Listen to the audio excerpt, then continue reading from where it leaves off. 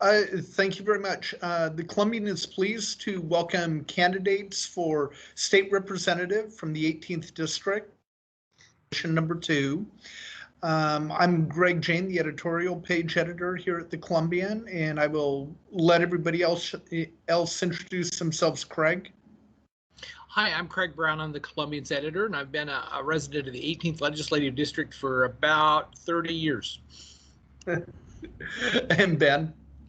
I'm Ben Campbell, Columbian's publisher and member of the editorial board. So thanks everyone for joining today. Nice to meet you. And I apologize, 2 editorial board members couldn't be with us today, but and then Callie. Good morning.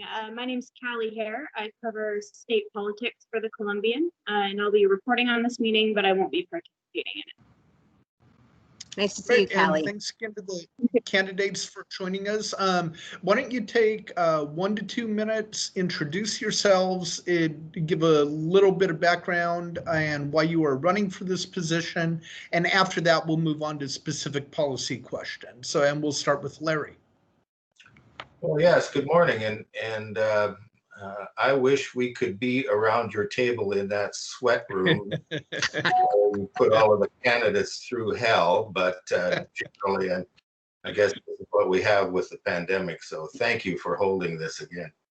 My name is Larry Hoff. I'm the state representative from the 18th District. And, currently, I serve on the Appropriations Committee, the Consumer Protection and Business Committee, as well as the Labor and Workplace Standards Committee. I'm also fortunate enough to be, I was named to the State Building Code Council, as well as the Joint Legislative Audit Review Committee. So that the suggestion about a part-time job was only in the minds of the people that want you to run. It's been an interesting 2 years, to say the least. The challenges we faced before the virus were huge, and now with COVID-19 in front of us, it's going to be an interesting session, to say the least. A little bit of background: I grew up in a small farming community in North Dakota. I completed high school there. After high school, I spent 4 years in the Navy, two tours off of the coast of Vietnam. Following in the Navy, I finished my accounting degree at the University of North Dakota and moved to Vancouver in 1977. I started my credit union career at Columbia Credit Union as their accounting manager. One of my titles there ended up being interim CEO, and then I left there to pick up a couple of other credit unions. The last one was Fiber Federal Credit Union in Longview, billion-dollar financial institution with about 80,000 members. Among other quite a few volunteer positions, I served on the foundation board of Dornbecker Children's Hospital, and that one made my heart swell. All of the work we did, all of the money we raised for Southwest Washington children made my day every day. I've been married to my soulmate, Renee, for almost 49 years. We have one son, Tracy, and he has blessed us with a grandson, Preston. And why am I running? I'm running just because it's important to give back to our state. I feel an obligation, not significantly different than when I was in the service, but right now we have huge challenges in Olympia, and the fact that my background and experience fits right into helping some of these challenges out is the primary reason why I'm running again. Great. Thank you very much. And before we move on to Donna, I forgot to mention we are recording this. We will post it unedited on our website and on our YouTube channel for the benefit of our readers. And sorry about that. Go ahead, Donna. So hi, everybody. Thanks to the Columbian for doing this. I know you've been doing a lot of interviews and working really hard. And as a community member, I really appreciate it. My name is Donna Sinclain, and I'm running for state representative against Representative Hoff here in the 18th Legislative District.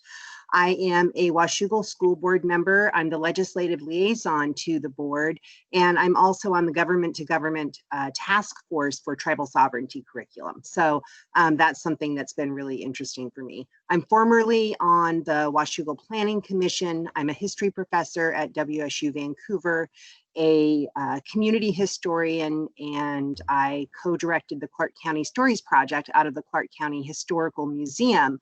And hopefully, I'm not sure if the exhibit is still down on Main Street, but it's at 1511 Main if you want to take a look. And what I did there was to direct my students in conducting interviews with community members from various backgrounds based on the shifts that have happened here in Clark County. And we've seen a doubling of population since 1988 from about 280,000 to almost 500,000 people.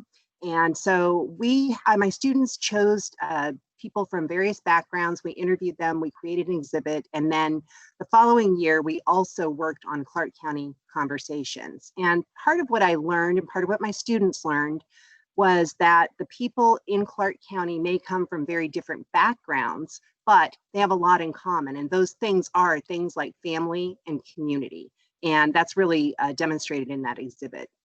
So in terms of my background, I come from here. I grew up here. My family has deep roots here, both in Clark County, in the Northwest, and in the 18th District. And so I graduated from Evergreen High School. I got married pretty early and had 3 children. So I was an Army wife for 6 years. And then we got out of the military and returned to Clark County because we loved it here. So I raised my children here. And when I was about 28 years old, I got divorced and I had 3 children. So I raised my children as a single parent, went to school. I had been working as a waitress, something that my family was in restaurants when I was younger. And so I knew how to do that. And I had been working since I was 11 years old, bussing tables and washing dishes, and then becoming a waitress a little bit later on. So I went back to school. I got a degree in history. I ultimately got a master's degree in history and a PhD in public policy through urban studies.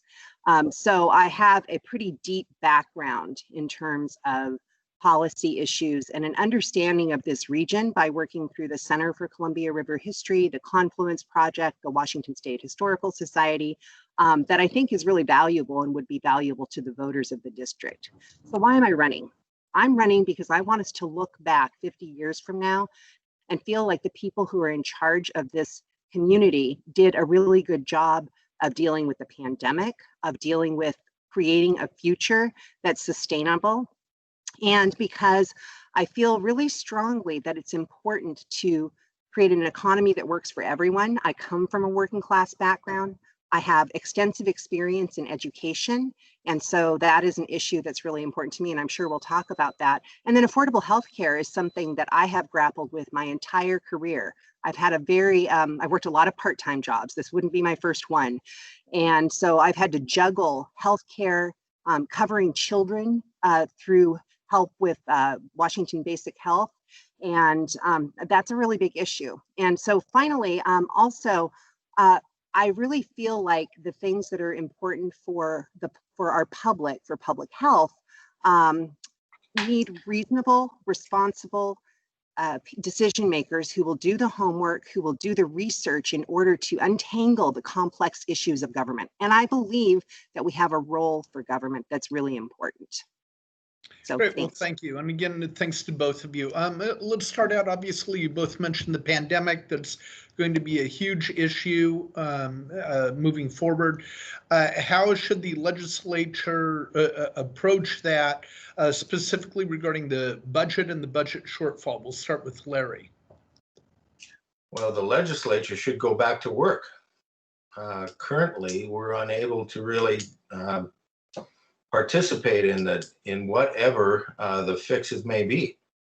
We've been asking the governor for, several months, actually, since the last session ended, to call a special session and really to dig into some of these issues. Now, it would have been premature back in April and May, possibly, but now that we've had a good look at some of these revenue forecasts, we need to get back into session. And Even if it's a remote session, we need to have those discussions. So how do we handle some of those budgetary issues when we go back to work? Well, the governor has suggested that he'd like to see a 15% across the board cut within all of his agencies. That may make a little sense on the surface, but it really isn't a long-term fix. I think the state needs to adopt a zero-based budgeting model within every facet of government. We might even need to hire a budgeting czar. We'd have to spend a couple of dollars to make sure that this whole project is managed. But a zero-based budgeting model, if we truly use that philosophy and implement it in all of our agencies, we start at nothing. Every dime that's spent, we justify. We understand then where the fat might be. We understand what's important to hang on to. But it would give us a better picture. And again, it wouldn't be easy. It wouldn't be an overnight project. But and the latest projection is a 4.5 billion revenue shortfall between now and mid 2023. Yes, sir. To make up for that under the current budget, would you advocate for tax increases, or should it be solely from cuts to services? The citizens of Washington cannot afford more taxes. There is no reason to raise any more taxes. None whatsoever. None whatsoever. There, and interestingly enough, that's revenue solutions is the big term in Olympia. Whenever we need to raise our budget, in fact, our budget's increased something like 20 billion in the past 8 years. It's just an astronomical growth there in the revenue side. But that being said, I don't think we've ever truly taken a look at the expense side of our balance sheets and our financial statements.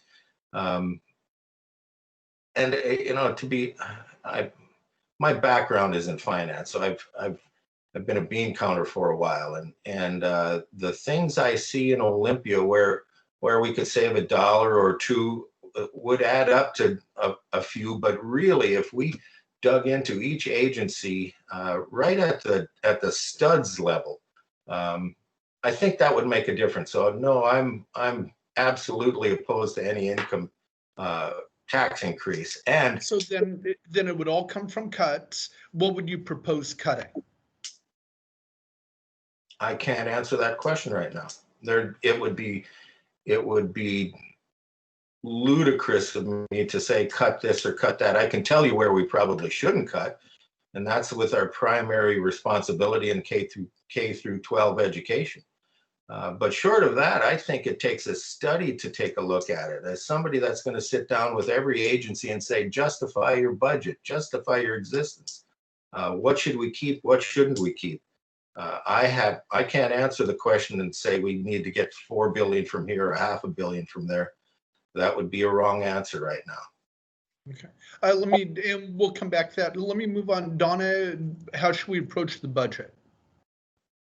Well, first of all, there are several things that I think are really important. Number one, we need a fair and equitable tax system. So I think that it's irresponsible to say that we can't cut that. I'm going to back up here. There's a lot going on when it comes to the budget. And we know that the forecast is a little bit better than we thought. We know that we need to look at agencies. I think it's irresponsible to say that there can't be any sort of taxation, because the reality is that we don't have a completely fair and equitable tax system. And so if we're going to actually support those organizations in human services, especially that need support, and in education, then we have to have the funding. And so last April, my opponent suggested sales tax holidays and a suspension of the B&O tax for a year. The B&O tax is 18% of our state income.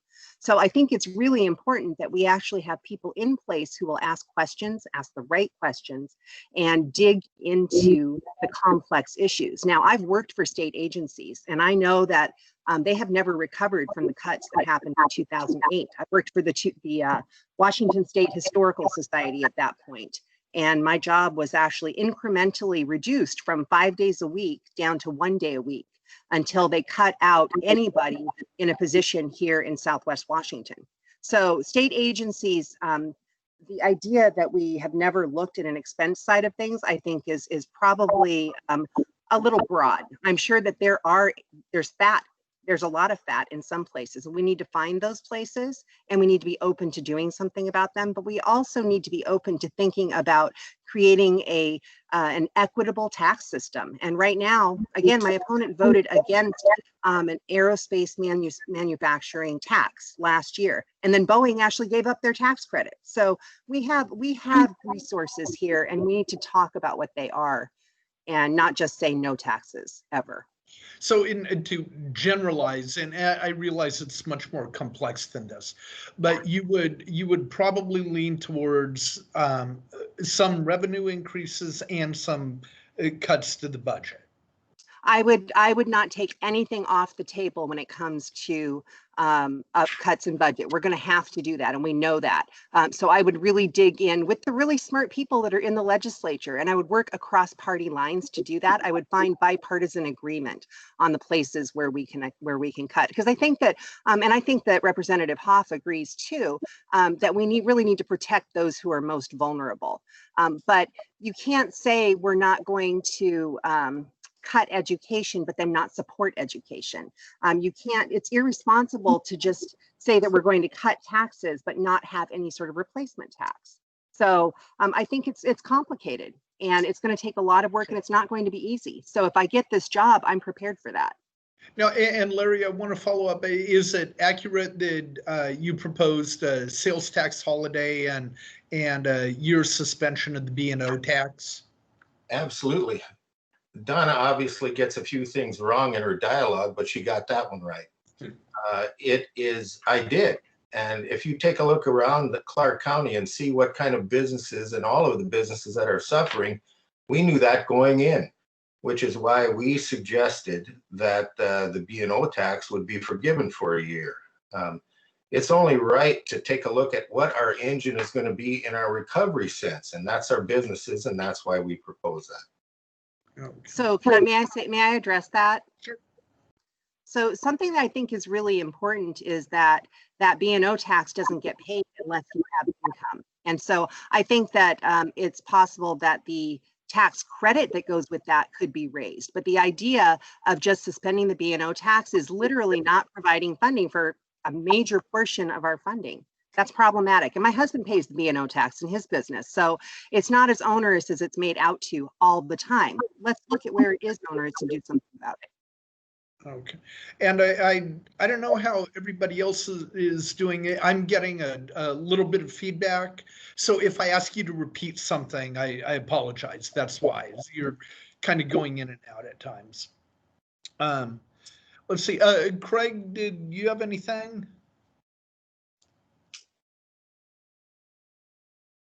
You're on mute. I apologize. So I was looking at your campaign materials, but I didn't see anything about what the state should be doing about mental health and the crisis at Western State Hospital. How would you address that? Which candidate are you talking to? Oh, gosh. Why don't you go first, Donna? Well, I'm thinking of public health and mental health more broadly and systemically. We really need to do something about our public health system. I mean, we've been grappling with this same issue in many ways since the 1970s, since the, just opening up the mental health hospitals and letting people out on the streets. So this is tied into homelessness issues too. There are studies that show that I believe it's 56% of those who are homeless have actually experienced trauma. So I don't have specific solutions for the Western State Hospital situation, but I do know how to do research. I understand the background of Washington State and of really a broader systemic problem. And I'm willing to dig into that with people who are willing to work with me and actually come up with some solutions. Okay, how about you, Larry? Well, I have a solution for Western States Hospital, and that's get it back in compliance or shut it down. The fact that we lost the certification and lost the federal funding there is beyond acceptable. The governor should have realized that he had a problem there well before the problem existed. So if indeed it needs to be really kind of drastically addressed, bringing some of those issues back into the communities where these folks lived initially, I think is the issue, or is the solution. Have more regional mental health facilities, and actually keep our citizens closer to their original home, where they may have family that can at least assist in their care. So Western States Hospital is a debacle. Sorry, let me jump in here just for a sec. And isn't the state moving in that direction? I Yes, announced sir. that plan is actually moving forward. Yes, sir. They are. Okay, I wasn't sure. Go ahead. I didn't mean to interrupt you. That's where I'm at with Western States. Okay. Oh well, and so you say either get it into compliance or shut it down. So your solution to shutting it down would be the regional No facilities. question. And again, that is the direction we're moving, but it just needs to be accomplished. There's site studies and communities that we have to have discussions with, and that's ongoing as we speak. Okay. Craig, anything else? Sure. So I could talk all day. So what about what should the state legislature's response be to the Black Lives Matter movement? And I guess we could start with Larry this time. The Black Lives Matter movement has a variety of facets. Again, if indeed it's solely the organization, there are some troubling issues with the organization. There's a lot of discontent. In fact, if you read their website, it sounds like a group that truly doesn't have the best interests of our nation in mind. However, their underlying cause is just. Black lives certainly matter. Any racism issues that we see anywhere in the state, unfortunately, is an ugly truth today. Their discussion about equality and for everyone, again, hits everyone's soul, or should, and it's a matter of what we do with it from here. So, can legislation fix racism, if indeed that's where you're going, Craig? I don't think laws or legislation will necessarily be the end all here. I think we need to start educating our kids and really hope that they're going to be our change agents for the future. It sounds a little bit global to suggest that we need to start at the beginning, but there are racist elements in our society that just can't be fixed by flipping a switch. There is no magic here. We need to start at the base level and help our kids understand that what's right and wrong in this case. And along those lines, but can the legislature, should they further address the police use of force? Is more work needed in that? Well, I think what we need to absolutely do within that particular issue, just the police use of force, is understand what the problem is. We throw around defunding police, and that would be a tragic discussion in and of itself. But the actual use of force, let's get into the statistics. Let's understand exactly what's going on, and then get together with the police departments and the communities and decide how to fix these issues. That shouldn't be rocket science. If indeed the data supports the fact that there are an abnormal amount of stops of people of color, we need to address that. I think the bigger issue here is getting the police, kind of injected into the community in some way. And that all police departments work hard on community policing. There's, that term is bandied around as well. But I think a stronger effort of really getting into the community and understanding what their needs are will make a difference. We can't defund the police, because if anything, they're going to need more funds to really address some of these issues. There are issues out there. There's no question about that. Let's figure out how to take care of them. Okay, thank you. I'm sorry, I didn't mean to interrupt. Donna, your thoughts on Black Lives Matter? Well, I think first of all, it's really important to correct a lot of the misinformation that's out there about Black Lives Matter. I remember when it started, I was actually teaching U.S. history, and I was teaching about Emmett Till's lynching in 1955, right around the same time that Trayvon Martin was killed. And it was in the aftermath of Trayvon Martin's death that Alicia Garza, who started Black Lives Matter, along with some other women, said, it feels like Black lives, there's nothing here that says that Black lives matter. And so that's how the movement started. So I've been aware of this movement for a very long time, and I've never ever heard it described as a domestic terror group until this summer, ever. So, I think that it's very clear that we need to support racial justice issues and racial justice efforts out of the legislature. And again, I have to come back to this, and I'm not trying to attack my opponent, but he voted no for an office of equity last year. And so an equity lens in the legislature is really important, and it's important for all of us.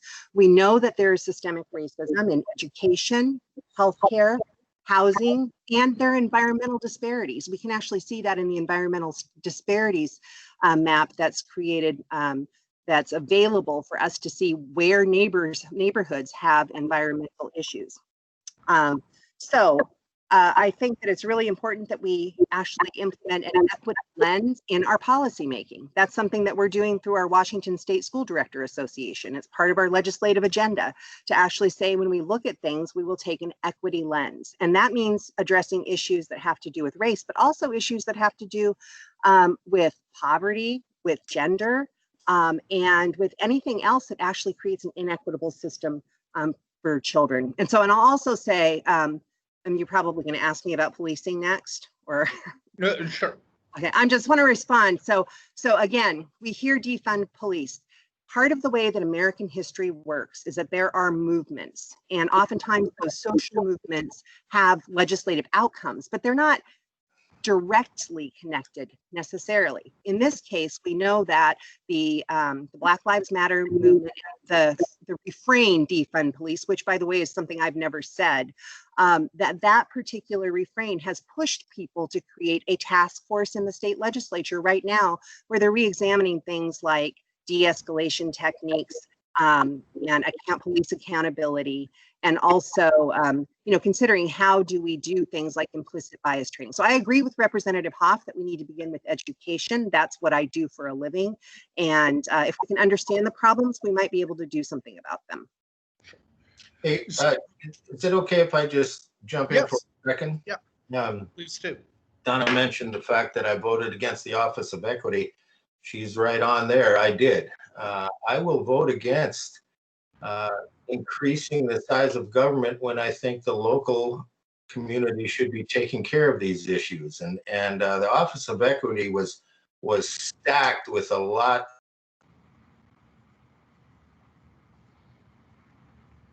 as opposed to truly taking care of some of the issues. So that's the reason I voted against it. Whether or not that indeed reflects negatively or positively, it's a vote against expanded government, and a reason that I thought we could do that in our communities. So, sure. Okay, next question.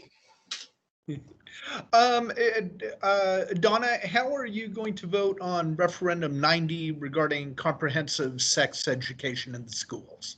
I will be voting yes on Referendum 90. Which would support the comprehensive sexual health curriculum. It's not a sex ed curriculum. Sure. And there's, again, a lot of misinformation that's out there about that particular bill.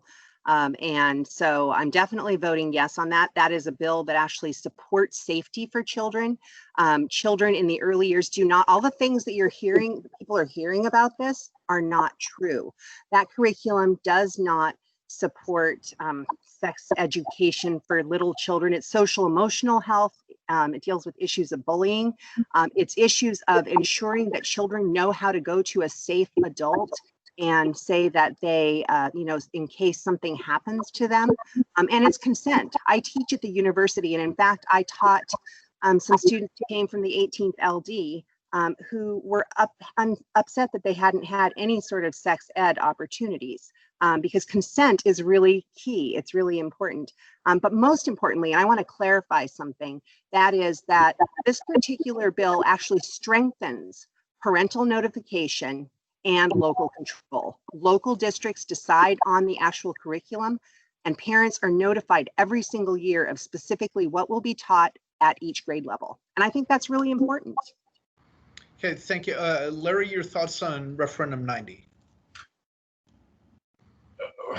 Referendum 90 needs to be rejected, which essentially rejects the entire sex ed concept or bill. For me, teaching somebody about consent or the ability to say no or talking about bullying is valid. There's no question about that. And indeed, it was in the majority of our school districts already. This bill just goes way too far. And contrary to what Donna suggests, there is more than just the suggestion of how to say no and consent and the warm and fuzzy parts about this bill. There's actually pictorial descriptions Not true. of sex acts. That's not true. You know No, that's not true. Isn't that part of it? The actual curriculum, doesn't that remain up to the local school districts? It does. And yet what's recommended by the state has this in there. And yes, it is true. That aside, I'm going to vote to reject this as you saw the initiative go through or the referendum signatures. So it's a really hot issue in the state, and I'm going to be voting to reject it. And you can I just say I urge parents to look. Okay. And Larry, you voted against it in the legislature. I did, and the corresponding reason was it takes, we talked to Donna mentioned that it does have some parental kind of guidance in it. Well, it does, and then the parents have a chance to opt out of this curriculum, but at that point in time, it then segregates their children into one side or another, whether they're in this class or not. It takes parents out of the equation more than it did before. And whether or not my opponent agrees, that's where I stand. Okay, Donna, you were going to say? Well, I really didn't want to get into the weeds on this, except that I will say that the idea that it takes parents out of the equation is something that I find really problematic, because this bill strengthened parental control. And as Representative Hoff mentioned, we already had sex education in most of the states. So in the places where there was already, most of our county, in the places where there was already sex education, now the notification is even stronger. They have to notify parents, and parents have the opportunity to opt out. However, I will add that teaching children how to be safe is really important. And I'm going to tell you, I have personal experience with this, and that is why I feel so passionately about it. If someone had talked to me when I was a little girl, things might have been a little bit different. Yeah, and thank you both. It's an interesting topic. And actually, I'd like to spend more time on it, but we should move along. Larry, what would be your preferred approach to the I-5 bridge or additional crossings? Well, I think we need to.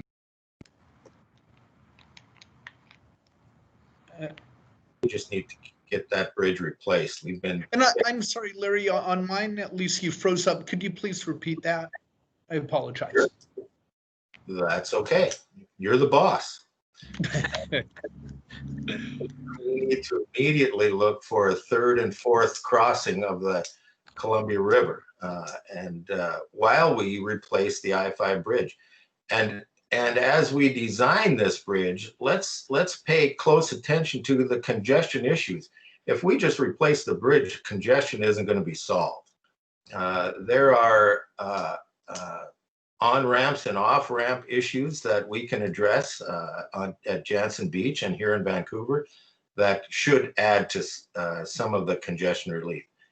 But the major thing is we have to look past today and search for third and fourth crossings and possibly expand our thought process a little bit. Maybe it's not a historically accepted bridge that we kick around. You know, tunneling under waterways has been accepted worldwide, so maybe that's a more of a viable solution here. But in any case, let's get that bridge replaced, get that work behind us while we study other crossings. Our region is growing to the point where 2 crossings across the Columbia River won't sustain us. I think we all agree with that. But okay, if we're talking about replacing the I-5 bridge and we start looking seriously at a third crossing and a fourth crossing, how much money is that going to take? Would you advocate for increasing the gas tax? How would you raise the money for it? I'm glad you brought that up. I'm getting a little tired of people suggesting that we need to raise taxes, or, you know, the tolls are a big issue, and we possibly need to have those just as a use tax. Uh-oh. Did we lose somebody? We lost you for a sec. So I'm sorry, if you wouldn't mind repeating. Start over? Sure. How do we pay for it? Well, I think, you know, tolls is a kind of a bad word around here, and actually my son crosses the river and works regularly, so he would be paying those, and that would hurt me. But if indeed we need to find a solution locally, that might be it. I wouldn't be in favor of raising any gas tax for that to pay that, another revenue solution. But in addition, I think it's time our federal contingent of senators and representatives really dig deep. I mean, unfortunately, we're in a crisis situation now with the virus, but there is a variety of ways that we're printing money and supporting different functions here, or factions within this virus need, which is certainly justifiable. If we're talking about the I-5 corridor and the kind of discontinuation of transportation along the whole entire coast, that becomes a national security issue on top of just an interstate commerce issue. There should be some federal funds that can help us support this effort. Donna, your thoughts on a bridge or additional crossings? Sure, that's a great place to start, because there were federal funds for this replacement of the I-5 bridge, and unfortunately the 18th LD delegation actually shut all of that down. And the reason for that has to do with this. I should specify that was before Larry was in office. That was before, yes, I'm sorry, Larry. I did not mean to insinuate that that was you, because it was not you. What's important to understand about this is, yes, we need to replace the bridge. There's no question about that. We've known it for years and years and years. And meanwhile, the congestion has increased. But the other thing is that what it takes to actually finance something like a major crossing that's on an interstate bridge is federal funds, state funds, and local funds. And so that's why I hear Representative Hoff acknowledging that there will probably be something like tolls. And if they're not tolls, there will have to be some other local solution, because you don't get the federal money without some local contribution. That's how mega projects work. So I'm actually really unhappy that politicians previously, prior to Representative Hoff, have used this as a tool to get votes. That's what I've seen. I saw it, 10 years ago, and it was really distressing. when it comes to transportation, we actually need to have long-term plans that put systems in place that account for the growth in the region and will allow us to cross the river. I agree that there need to be another bridge eventually, probably something like an East County bridge. There's a lot of political will for that, but that political will has to be on both sides of the river. And so what we need to do, if I go to the legislature, is I will begin the discussions, some of which have already occurred, but begin the discussions for a more local bridge on the east side, in addition to trying to ensure that we raise the resources to complete the I-5 bridge. But we're not going to do any of this without getting legislative buy-in from Oregon. So instead of treating Oregon like it's an enemy, we need to recognize we're partners in this region. That is the Columbia River is a political boundary that divides us in ways that it shouldn't. We need to work together for a regional transportation system. Sure. I want to move along. Larry, you mentioned on your website that protecting the Second Amendment is vitally important. But I'm curious, what are your thoughts about a gubernatorial candidate who, as police chief, declined to enforce I-1639? Well, when are you guys going to start on the soft questions? 1639, Sheriff Culp interprets that as being unconstitutional. His soul tells him not to enforce that. I think when we pass an initiative or a law gets through the legislature, that then becomes the law of the state, and we need to comply with that. I don't like many of the elements in 1639. I think it infringes on some of our individual rights and really makes little difference in the global scheme of firearm regulations. It's bad in a number of ways, in my opinion. However, it passed and it became the law of the state of Washington. So I would suggest we need to comply with it, and as I have been. Sheriff Culp can do whatever he feels necessary, and in his soul, he suggests it's unconstitutional and won't abide by it. Are you going to vote for him for governor? I am. Are you going to vote for President Trump? I am. Okay, I just wanted to know. Donna, what are your thoughts on gun control, on 1639, and should the legislature take additional steps or pull back some of the gun control measures? Well, so first of all, I want to say that when we have elected officials who are willing to put aside a law, that's really a problem. You know, if you take an oath to the Constitution, which all of us do as elected officials, you need to actually uphold the Constitution of the state and of the federal government. So I do support the Second Amendment. I want to make that very clear. And I understand how important it is here in the 18th LD. I grew up here, remember? I've actually gone out and learned to shoot a .22 with my older brother. I'm not a gun person, but I do understand the importance to a lot of people of hunting and fishing and recreational use of firearms. So I want to make sure that that's very clear. When it comes to 1639, I also understand that that particular law was too broad. It was a voter initiative. And so it was too broad in terms of the definitions of semi-automatic rifles. And that's something that was a big complaint. Some of the other elements of it actually are things that other states do. Like in states like Texas, they require safety training and proficiency exams for concealed carry permits. So most people actually want safe, responsible gun regulations. And if 1639 wouldn't have passed if the legislature didn't get themselves entrenched into these ideological places where they will absolutely not work together. And I'm talking about Republicans. Will not work with Democrats to actually create the kind of legislation that the people in the state of Washington want. So I think that's really the issue. We need people who are willing to recognize the importance to many people, particularly in our district, of the Second Amendment. And I fully support that for both recreational use, for hunting, for whatever other things. But the idea that you can't have any regulation at all is, even Justice Scalia said that we could have some limits on the Second Amendment. That's my response there.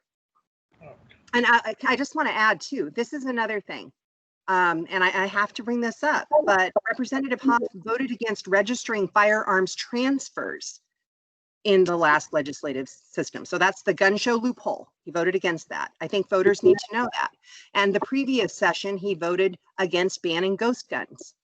So I'm seeing a very ideological stance when it comes to these issues. And Larry, is that accurate? She's got my record in front of her, so I can't dispute that. But let me tell you about the issue she talked about.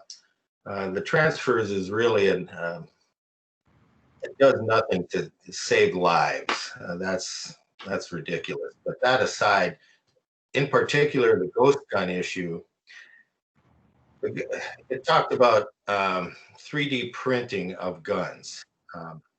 And it did nothing to, there is a federal law that suggests there needs to be 3.7 ounces of metal within every firearm. The ghost gun bill did nothing, and it did nothing to support that or take away from that particular federal regulation. It was a wasted piece of legislation, is why I voted against it. It did nothing. Well, I need to respond to that, because since 1994, since passage of the federal law that actually created background checks, more than 3.5 million gun sales to convicted felons, domestic abusers, fugitives, and other prohibited purchasers have been prevented. So it actually does do something to have background checks. That's the gun show loophole. That's a gun show loophole. Yep. The gun issue is about 3D printing of plastic fire. Right, I'm not talking, I was going back to your first comment. And the ghost gun issue, the federal regulations are not the same as what the state regulation is, and I heard that and I looked it up. So I suggest that people take a look. That would be preferable. And one more issue I wanted to touch on. We'll start with Donna. Do you believe that climate change is occurring, and is it partly a result of human activity, and what should the legislature do about it? Okay, so I'm an environmental historian. My master's is in environmental and cultural history. And so I spent years and years and years studying the history of the Columbia River Basin, but also studying environmental history. So do I believe that climate change is a result of human causation? There's some shifts that happen over very, very, very long periods of time. We've seen that historically, but the reality is that with the Industrial Revolution and the increase in pollution and the increase in carbon in the atmosphere, that has sped up, and it has sped up significantly in recent years. So I'm very familiar with that. And that question's even asked at this point is really kind of ludicrous, and that's not an aspersion on you at all. Just the idea that we're questioning it because there are 1 or 2% of people who say it's not true is really harmful to all of us. I want a future for my children and for your children and for all of our children. And that means that the state legislature has a responsibility to actually address climate change. And it can do it by actually marrying environmental and economic efforts together. That's something that we really need to be moving in the direction of. So we've taken some steps back in recent years, which is a major reason, among others, but a major reason that I'm not voting for President Trump. He's actually rolled back EPA regulations that are intended, that have been in place since the 1970s. And all for the interest of making money. So I'm going to stop there. Okay, Larry, your thoughts on climate change? Nailed down. I'm sorry, you start over. You were. The professor had it nailed down. All of us, the citizens of Washington, contribute to the carbon in the atmosphere. There's no question about that. I think the difference of opinion is how we address it here, and what indeed would be a solution that would be long-term. My friends across the aisle suggest carbon tax would be a solution. I think there's better ways, possibly an incentive as opposed to a tax, give people a reason to stop using fossil fuels. It's a complicated issue. Donna's spot on there, and the solutions are just as complicated. Did you support Governor Inslee's clean fuels standard in the legislature? Not.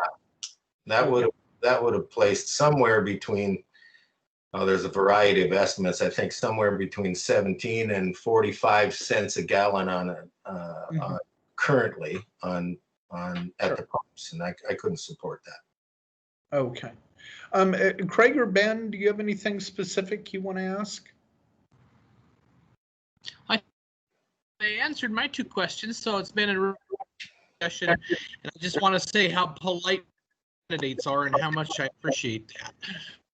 So, we move on. Give us your final for why voters should support you, and feel free to mention any notable endorsements if you like. And we'll start with Larry. Well, thanks to the Columbian Editorial Board.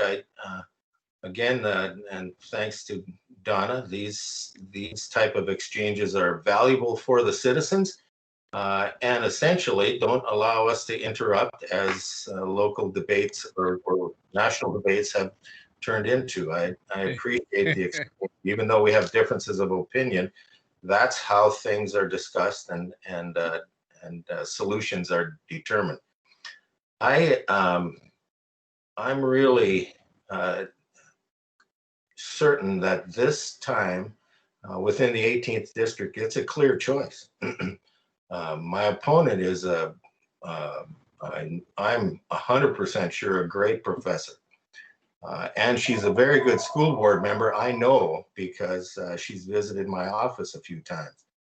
But I'm not sure that's the resume we need right now. I think we need the background that I have, the experience that I have, the fiscal conservative principles that I bring to the table.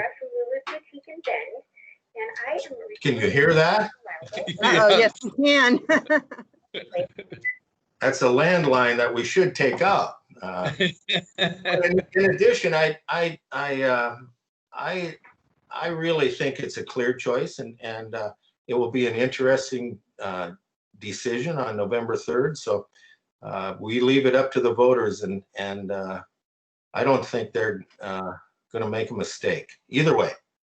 I think Don is a very good person and just a different resume. So some of my endorsements would be the Washington State Council of Firefighters, Washington Hospitality Association, Clark County Association of Realtors, Building Industry Group of Clark County, Association of Washington Businesses, Washington Hospitality Association. I've got more of a list, but I think we can stop there. So thank you, Columbian. I appreciate the opportunity.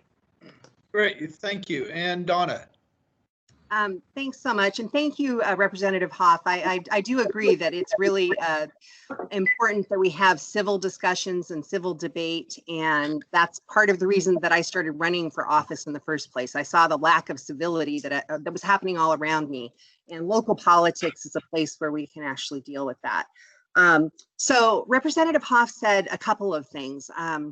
He said something about maybe my resume not being the right kind of resume to get to be in the legislature right now. I want to make very clear that I'm someone who actually comes from this area and understands it very deeply in a way that a lot of people don't. I teach Pacific Northwest history, and my family literally came here in the 1870s, not to Clark County. They didn't get to Clark County until the 1940s. But I really do understand this place, which means I understand the culture of the place and I understand how it's changed.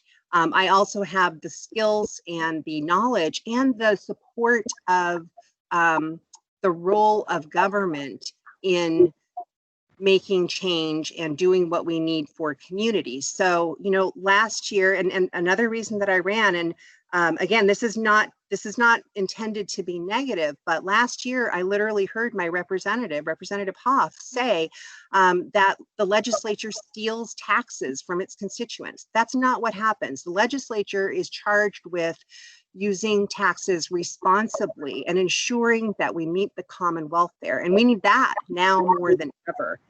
So the other thing is that last night we both attended a League of Women Voters session. And Representative Hoff said that we need to know when to vote yes. He's absolutely right about that. And his voting record demonstrates that he hasn't worked with others to vote yes. And I think that that's really important. That's going to be more important than ever in the upcoming session. So my goals are to really focus on education. And one of the initiatives that I would like to begin to work on is a North County Vocational Technical School that would actually focus on creating some infrastructure, but also that marrying of our clean air, clean water, environmental efforts with economy and with education, and meeting the needs of people in the north part of the county, just as they're met in places like Philida. So I'm someone who does my homework. I'll work with people, and I will do the best that I can to make good decisions, and I'll know what I'm talking about when I get there. I hope that people will choose to vote for me because of the public health, and we didn't even get to healthcare. But when it comes to the public health issues, that's something that I've been very vocal about. And so I'd love to have your vote. And thanks to you all for doing this today. Great. Well, thank you both for joining us. Good luck and stay well. Thank you, Greg. Thank you. Thank you. Thanks, everybody. Have a good day.